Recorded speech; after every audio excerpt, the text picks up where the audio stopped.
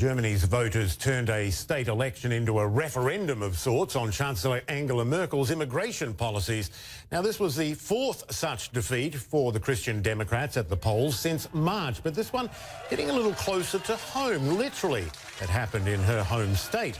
Projections show the Alternative for Germany party, which opposes allowing refugees into the country, came in second, pushing Ms Merkel's Christian Democrats into third place. I think it really should worry Angela Merkel, but I don't think it overall puts her sort of out of the driver's seat for the election next year. Most of the analysts that I've spoken to today say she still has around about a 75% chance of winning in 2017. But the problem really is that she's relying on the fact that the Social Democrat opposition is quite weak nationally.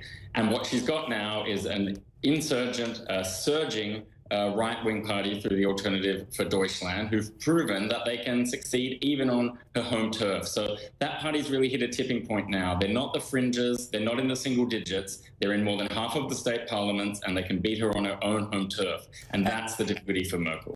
One thing that it's really important for your viewers to understand, Michael, is that Germany has a very, very strong civil society. And that civil society, by and large, and through the organizations that act as the big institutional figures in that society, they're very firmly behind Merkel. So if you look at both the Protestant and the Catholic churches in Germany, that's several million very committed activists who fully support what Angela Merkel is doing here. So it's not just the voting results that matter. It's also these other parts of German society. But Angela Merkel is much stronger than her Social Democrat junior partners. She doesn't really have any rivals in her own party. So the idea that she'd be knocked off the perch before the elections, or that she won't win the elections, that's still a long shot. She's still in the best position.